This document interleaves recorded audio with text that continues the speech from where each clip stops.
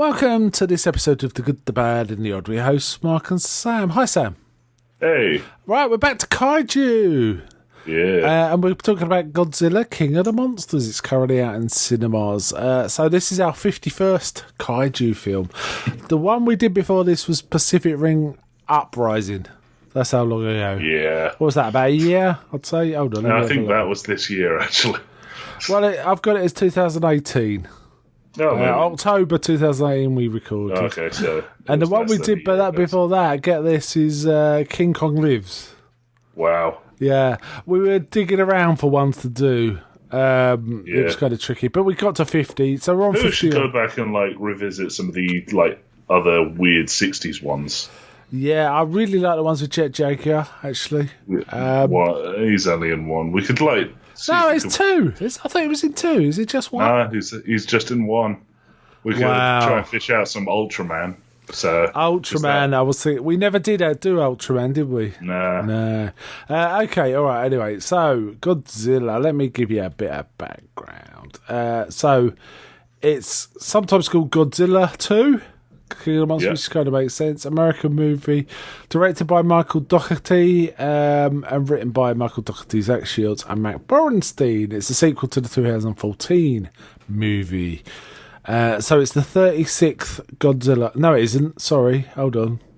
It's the 35th Godzilla movie. And it's in this new universe that they've set up, which involved Kong, didn't it? So this is is it the third? This is the third one in that universe. So they've set up this monarch thing and all that. Okay, so we're going to be spoilers from the beginning, I'd say. So, bear that in mind. Yeah. Let's give our general overview before we do anything spoilery then. Then anyone who doesn't want to listen can. What's your general feeling without spoiling?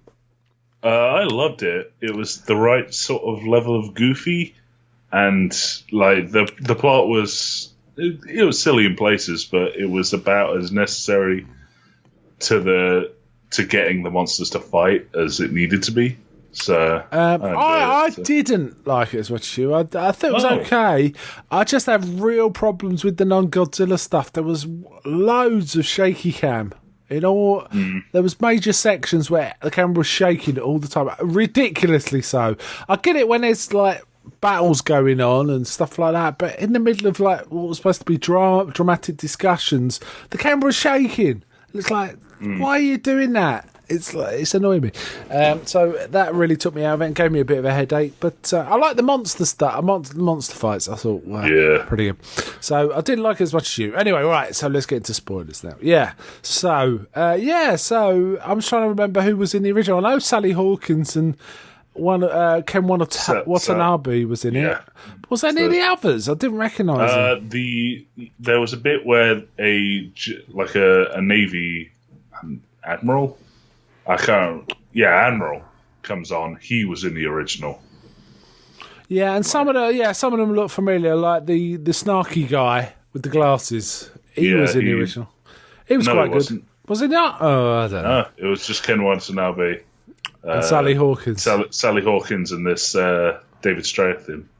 So, the main characters really are Vera Farmiga and her husband, I can't remember the actor's name, and Millie Bobby Brown, right? Cole Chandler. Yeah. Cole Chandler, yeah. It always makes me... I always think he's a Baldwin, and he's not. Kind of see it. Yeah.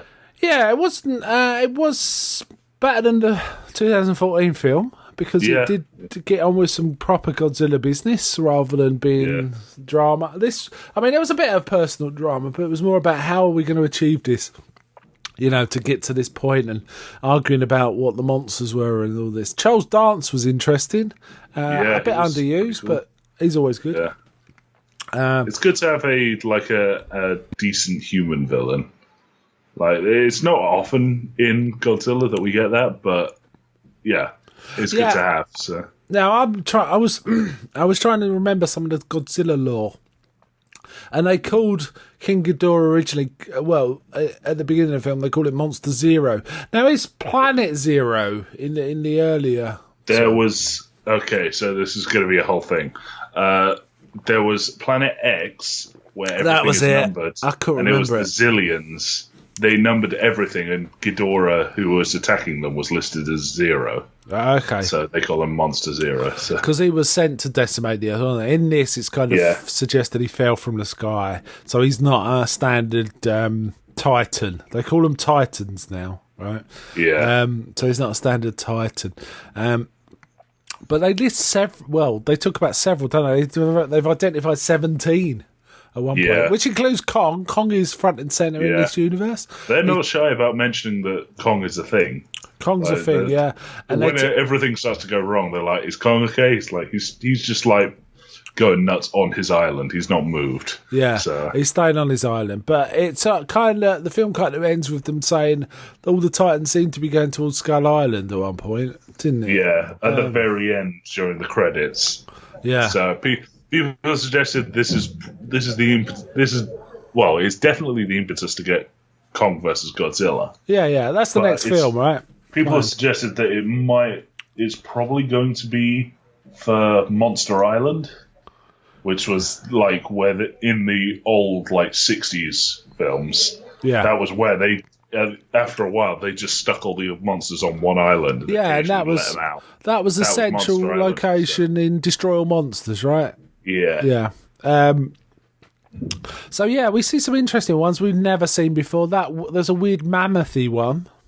Yeah, I think that one was just called Behemoth. Like they do all have names. Yeah, like there's Behemoth, the one that comes out from under a mountain is called Methuselah.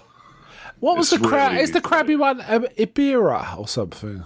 There was a crabby kind of one. It's definitely a reference to Kumonga, which is the one from Son of Godzilla, right? Which was just a big spider. Okay, can I ask? Were you disappointed Godzuki wasn't in this? No, I'm fairly glad he wasn't. So that's to come, though, right? That'll happen. I mean, the Son of Godzilla is a thing, so yeah. So Godzilla was properly badass in this. I have to say, properly badass.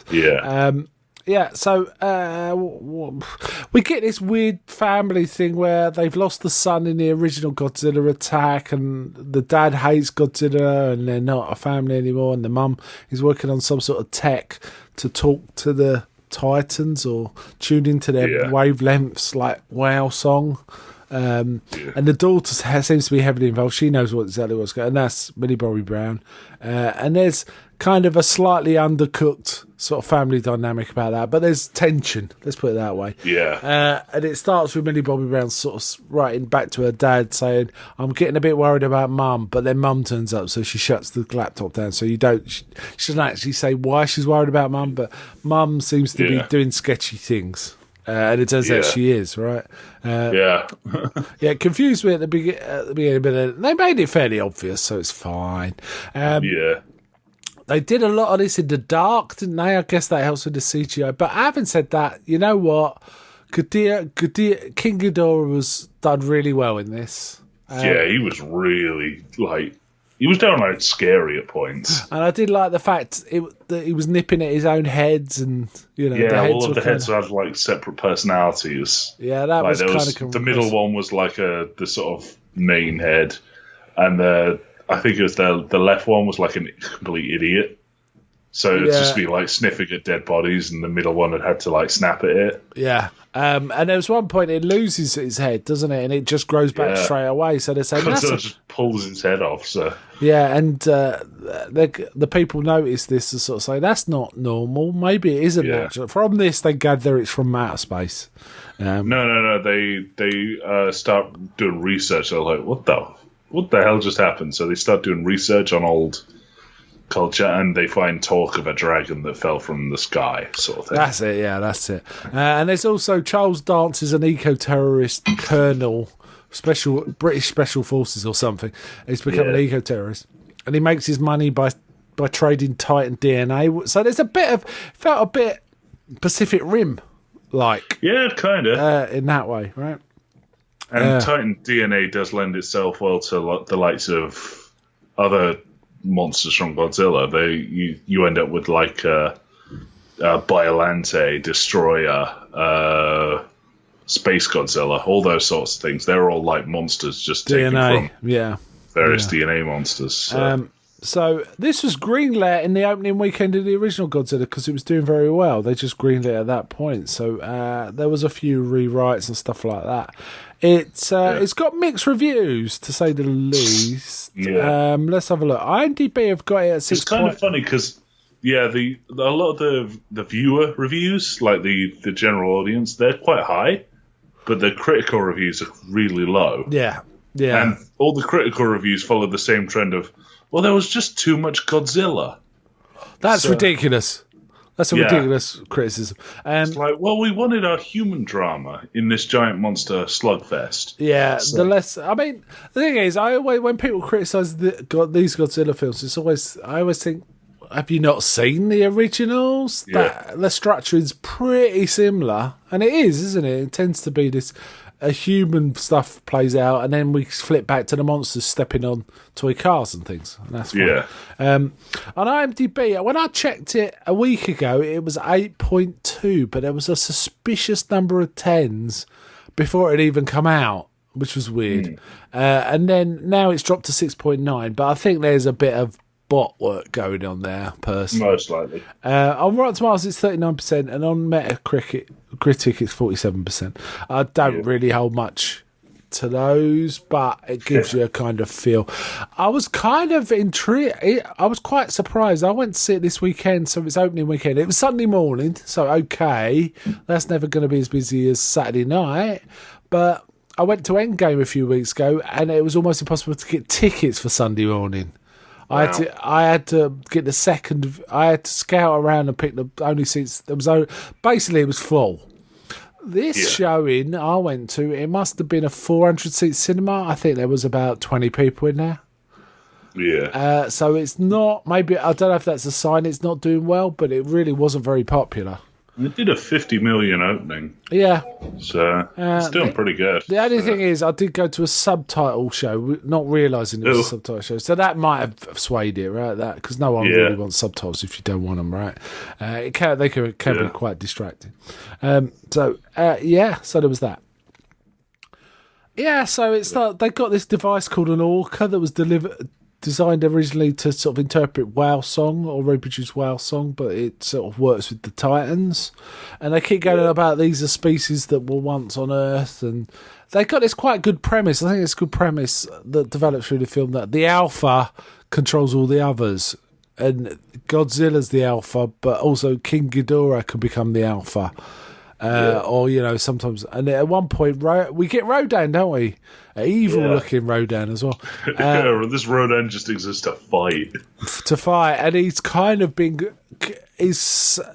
subservient to King Ghidorah, so he's basically a henchman for King Ghidorah, right? People are comparing this one to, like, you probably won't get it there, but Starscream from Transformers, the guy who constantly just betrays the villain. Oh, okay. So he's a bit roby. He's such a turncoat. Like he opens up, he starts fighting Ghidorah, gets beaten, immediately bows.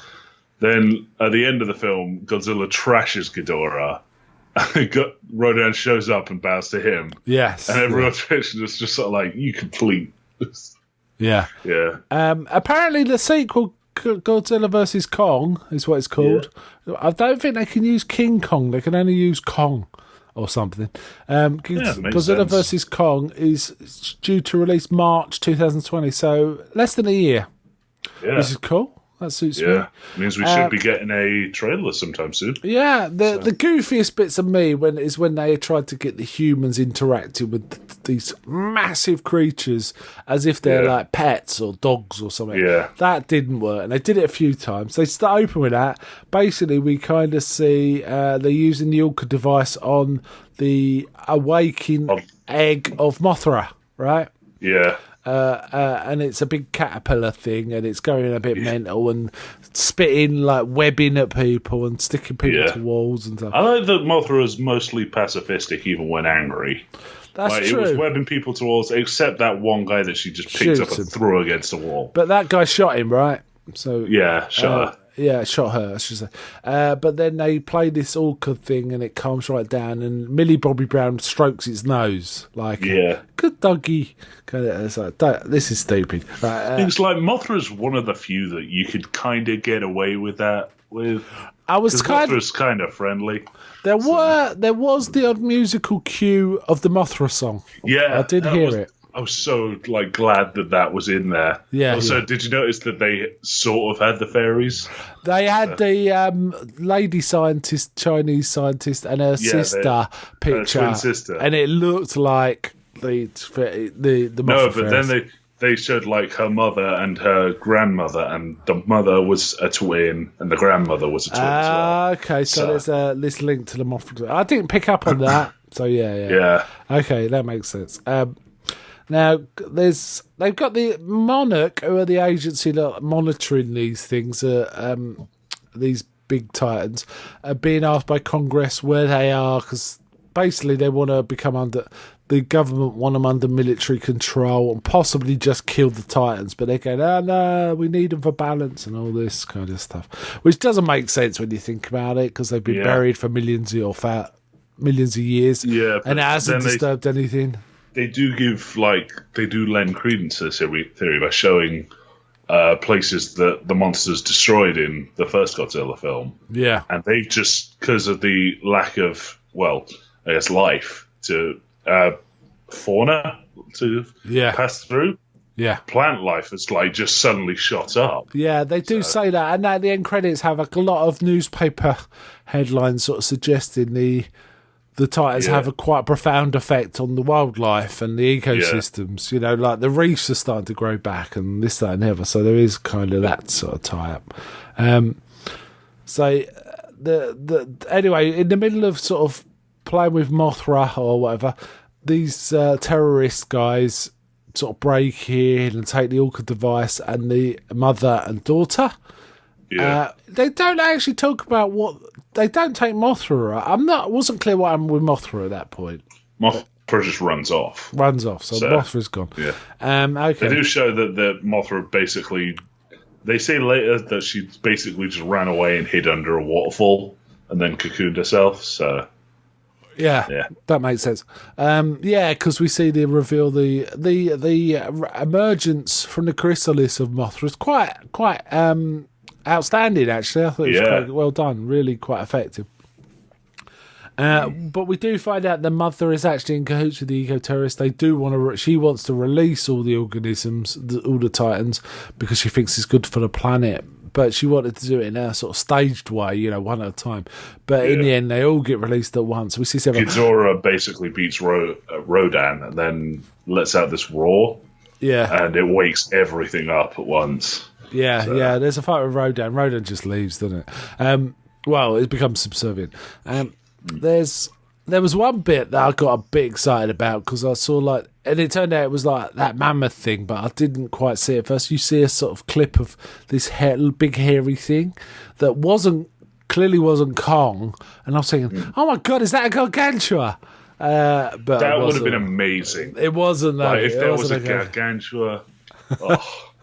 It was, but it wasn't. It was but I wasn't expecting a Gargantua, so I can't say I'm disappointed. It's just I thought it was for a few seconds. I thought, well, we saw it once and then it disappeared, and I was thinking, was that a Gargantua? That wasn't Kong, was it? It looked different. The hair looked different. The green Gargantua does have tusks, so they're not as big as that one. So this may be like a stand-in in the same way that the spider one is like a stand-in for Kumonga. The spider one's called Scylla, by the way. Scylla. Okay. So they go to this base in the Antarctic, I think, and start planting bombs in this ice case of this other base. And we basically get an outline of King Ghidorah, right? So we kind of know what it is already. It's not much of a surprise. So then the thing is, the woman blows it. She gets the control, and we don't know she's a bad guy at this point, do we? She's holding the control, and she says sorry, and she blows it. But they're all standing right next to it. It's like, you can kill everyone. It was like, well, a bit to be stupid. fair, I know it's cinematic. They planted the explosives further down. So she like blew it up, and then everything started going wrong. Yeah. So it wasn't because of the explosions. I guess a trickle effect is the fault of the explosions. Ghidorah's basically smashing everything. So Ghidorah gets out. Ghidorah is very impressive in several shots. Oh, I love how this reinterpretation of him. Well, there's one shot. Sorry, go on. Yeah.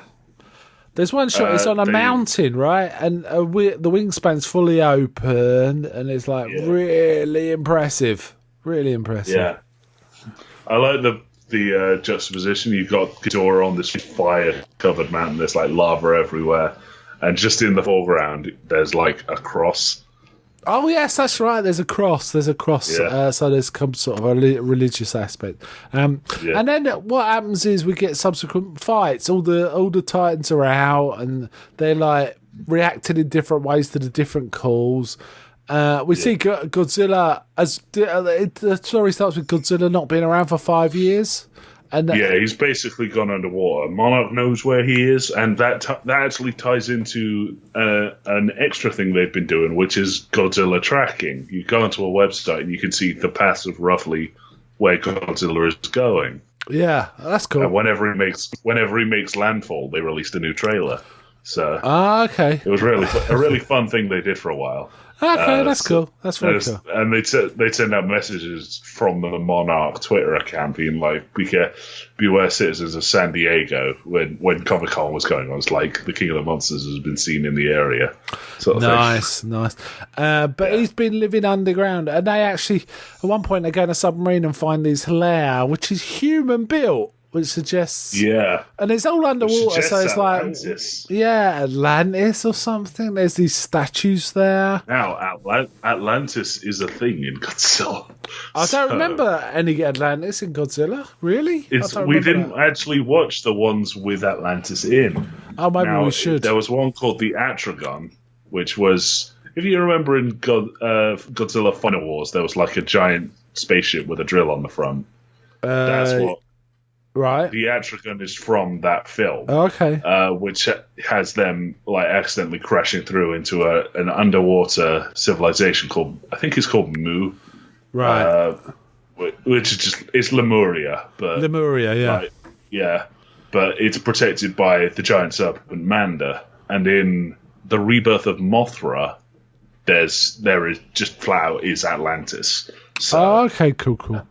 I have to say, King Ghidorah in the original and in this always reminds me of the Hydra in Jason and the Argonauts. It looks very similar. The film, the first battle starts with King Ghidorah and Godzilla fighting. Ghidorah's name is actually derived from Hydra. Oh, is it? Like the Japanese. I'm not sure if it's kanji or katakana or whatever, but it's like.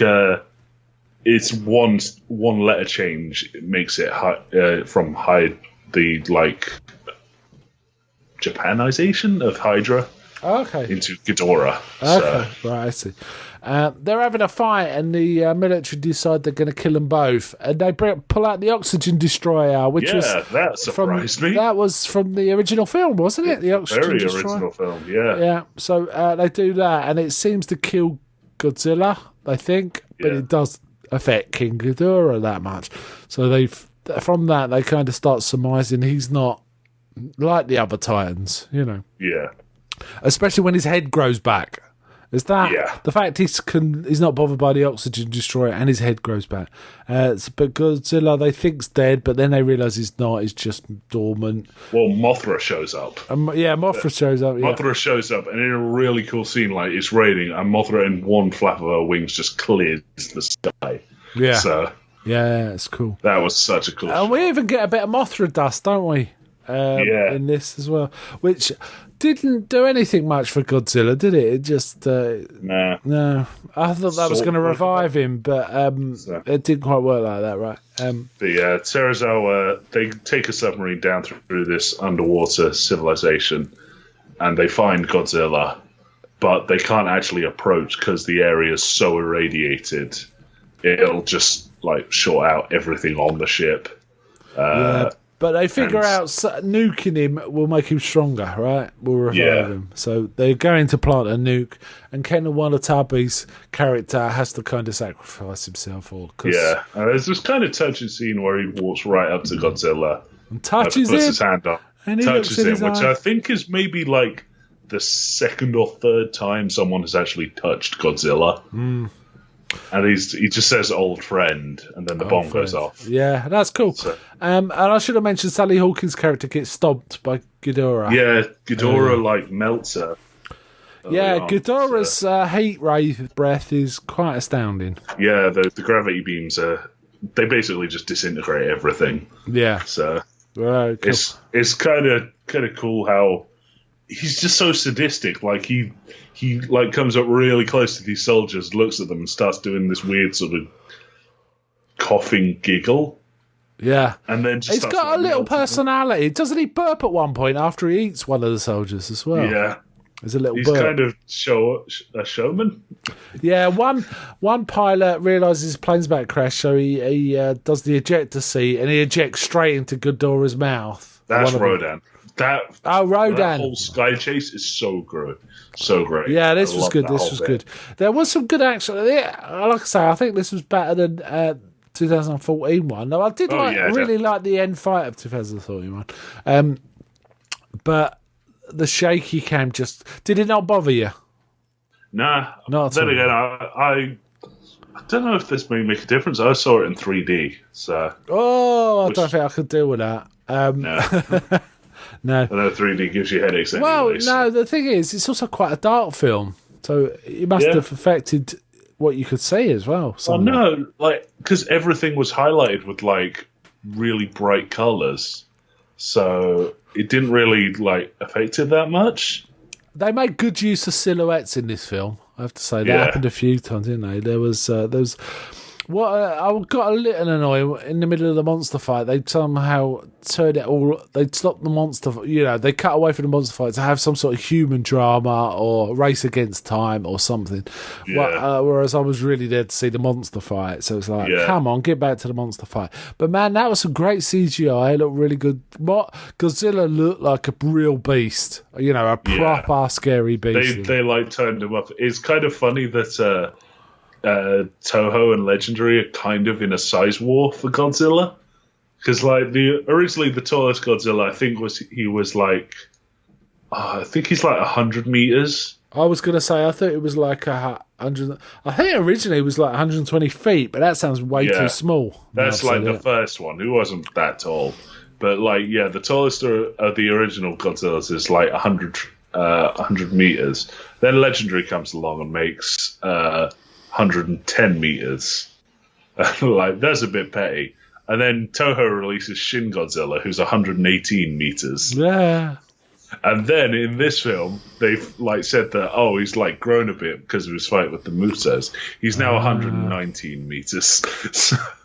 I've got a thing about his size on Google, and it says in the original, his size changes, is inconsistent and changes from film to film. No, really. In the first film, he was 50 meters, 164 feet. This was so he could just about peer over the largest buildings in Tokyo. And then he grew a bit. He grew to more than double that in the American version. Yeah, they put him at 122 meters instead of 50 because 50 didn't sound good. That was the rationale. So and then it kept growing, kind of thing. And they've done that with Kong, haven't they? The Kong in this universe is way bigger than the Kong we've seen in, say, Peter Jackson's or the original Kong film. So, which is fine, Which is fine. Okay, I'm on a blooming page about the size of Godzilla now. I shouldn't have done that. And it kind of goes on, and Godzilla recovers, and then there's a big beast battle. Mothra kind of joins in a bit. Mothra webs up Ghidorah at one point, and then we had a pretty funny bit of Ghidorah noticing Godzilla's oncoming form in the reflection of the building. Yeah. And they're just like turning around in a panic and then getting tackled through the building. Yeah, So, there was a bit. I would have been happy with a bit more building destruction in this film. There was a bit, but not that much. that like one shot of Washington DC flooded. That was fire, wrecked. Everything, and there was just like a big storm cloud that you could see the silhouette of Ghidorah in with Rodan flying around it. That was awesome.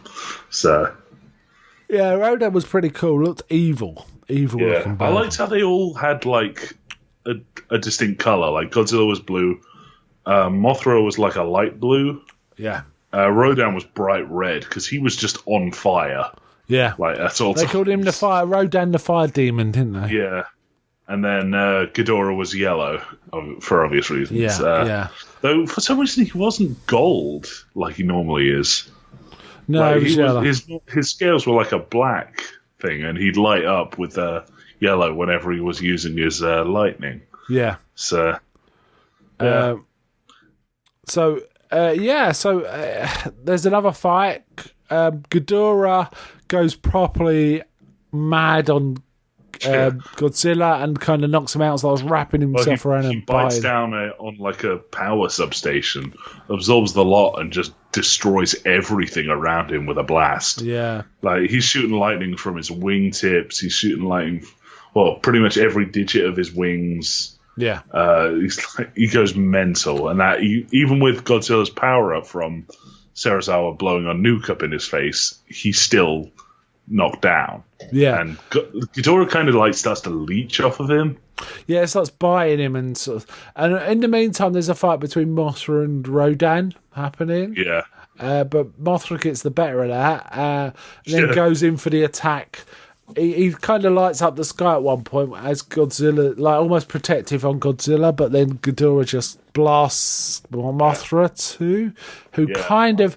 Does it turn into dust? I can't remember now. There's a lot of... she turns into dust. And Godzilla absorbs her. And then Ghidorah just grabs him again and starts like drinking whatever he was doing. They've got this orca, but they broke it, but they kind of fix it quick to draw Ghidorah away. And the plan is to use the helicopter plane thing to sort of draw him away to give Godzilla a chance to recover. But the woman, again, tells him to get in the plane, but then she just drives off with the orca. So we've got a three-headed giant dragon chasing this woman in a car, which is a bit goofy. So to give Godzilla time to recover. But then he recovers and oh boy. Whoa. That's a hell of a fight at the end. It's as good as the Muto one. 24 years since he has done this. Yeah. Godzilla. Right. So we won't go into the specifics. We'll leave that for someone to watch, and enjoy it in their own time. Yeah, and that's about it. So a few people die. There's a big boss fight. Yeah, it's Godzilla, and then we get an end credit sequence where we get like news reports about how useful the Titans are being. Yeah. Set to Godzilla by Blue Oyster Cult. I recognised. The song sounded familiar. But is that what it was? It's a re-recording but it's Blue Oyster Cult's song. So. There's all sorts of things in the news clippings. There's a new egg discovered, which is Mothra. I'm going to guess an insect egg, a giant insect egg. They say. Yeah. It's definitely Mothra. It's always Mothra. Yeah. There's stuff about how they're regenerating some of the world's ecosystems. How their poop is. Regenerating the earth. What else? Not sure how it does because they absorb radiation. Yeah. So who knows? The Hollow Earth theory's of monarchs been kind of confirmed. And there was I didn't stay to see this. Apparently there was a post-credit sequence of a fisherman. It wasn't a fisherman. The Wikipedia page is wrong. Oh, is it? It's like a guy basically sold Jonah, Charles Dance's character, the severed head of King Ghidorah. Oh, so that suggests the DNA of King Ghidorah is out there. Back. Yeah. He'll be revived for a DNA. So basically, a lot of monsters died, but they're still going to be in the future films. Yeah, that's right. Not bad. You obviously liked it way more than I did, but I thought it was okay, and I will look forward to seeing it again. I also have like a borderline encyclopedic knowledge of the Godzilla film, so it worked for you, right? I was able to go like, that's the shot from that, and that's the thing from that. Oh well, that's different. That's different. That so that you the people that made this care about it then, right? Yeah. Well, that's always good to know. I like on my walk home, I was literally just like, so. I think I rattled off just off the top of my head 9 films that it was drawing stuff from. I definitely recognised certain things as well. We didn't get a flying Godzilla or any of that. Thank God. Because that would be goofy. But yeah, their realisation of King Ghidorah was pretty epic. Yeah, I liked how instead of having him have like big butterfly wings, his like threat stance, like his threatening signal is he basically lifts his wings into the same pose. Yeah. So he's like got regular sort of appendaged wings. Yeah. But it still puts across the silhouette of the butterfly wings that he had. Yeah. Sort of. It's kind of cool. Yeah. The Rodan looked a bit weird to me compared to the original, but that's fine. That's you can't have it. There were some shots where I didn't really understand the logistics of Rodan's movement, but yeah, I liked it. He didn't use his screech. Oh no, sorry, I'm mixing up with Mothra now. He did the supersonic thing and destroyed the city, but they didn't actually articulate it, did they? We just saw it, which is that fine. was a pretty cool sequence where the soldier was like holding onto a pillar and holding onto the kid, like just to stop the kid getting swept away completely by this tornado that gets formed. Apparently, these monsters are based on people. People actually did motion capture for these, so Godzilla was someone. The different heads of King Ghidorah are 3 different actors. Yeah, I know the middle head was also the mocap for Rodan. Okay, cool. I think, the guy who... it's not Caesar in Planet Earth, it's Kobo, I think his name is. Toby Kebbell. Toby Kebbell, yeah, he's Kong, so... Okay, yeah, that makes sense. Yeah, that makes sense. Okay, cool. I think he may also be Godzilla. Because Toby Kebbell was in Skull Island as one of the soldiers as well, wasn't he? Yeah, cool. Yeah. Well, they say here on Wikipedia, Godzilla's played by an actor called TJ Storm. Okay. Which sounds a bit like a pen name almost, but who knows? Yeah. Who knows? Yeah. So pretty solid. What would you give this out of 10? I'd give this, if you have watched a lot of Godzilla and you enjoy it, I'd say it's an easy 8. Otherwise, you could probably give it a miss. It's probably about a 6 in actual quality of films, but in terms of how much I enjoyed it, it's an 8. Good. I think I'd give it a 6.5. I don't usually do halves when we rate by 10, but I think it's not low enough to be, it really is somewhere between 6 and 7 for me. So it does have problems. Certainly the shaky cam and the human there's stuff. A lot of problems. Pretty much all the dialogue on this part of the humans is just super exposition heavy. Yeah. They don't why are we stop doing that. this? Because we're doing this. Well, because we got to do this.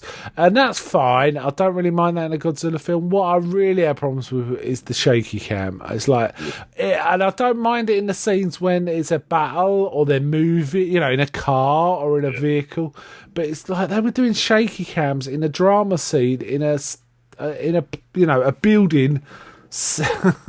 There was no need for it to be shaky, nothing was happening, and it kind of got annoying for me a bit. So I thought the actual Godzilla was good, and I'm looking forward to King Kong vs Godzilla. Of the 3, which one do you like the best? Godzilla, Skull Island, or this? Probably this one, because I think Skull Island is definitely a better movie, but this one I enjoyed more because it's there's so much allusions to previous films, lore references, that sort of thing. Yeah. It's just so great with all that. Cool. Yeah. So, fair enough. And if you ask Michael Doherty on Twitter pretty much anything about the film, he's willing to answer. Oh, that's nice. That's really someone cool. before release was just does Ghidorah make the biddy biddy biddy biddy biddy sound?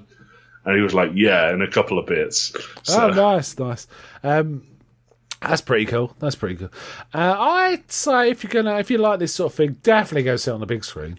Yes. It sort of serves the medium well. I would suggest you don't sit too near the front.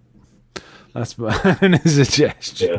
It's easier to take. Just don't sit near people either, because in my showing I had this guy behind me, like one across. I bought premier seats too, and he kept kicking the chair. Yeah. Like shortly afterwards, I took my coat off and put it on the chair next to me, and he leaned over and was like, "Can you not adjust the chair, mate? I'm like got my feet up here." Like, what's wrong with you? Yeah, I would have said something. Anyway, okay. All right, then we'll call it. I think next time we will. Actually, have you seen the amazing Chinese posters for this? No. Oh, I'll send them to you on WhatsApp. Send them to me, and I might actually use one as the picture for on Facebook when I post this podcast. Yeah. Okay. Cool. Yeah, do that. Send me some stuff. So next time we think we're going to be doing a comfy chair, and if we do, I might post a thing on our Facebook group to say, ask if anyone's got any questions or suggestions or things that they've really enjoyed lately on movies or games or TV. We're gonna. And next in the comfy chair we cover all sorts anyway. So that'd be good. So anyway, let's wind it up there. So bye from me. Bye.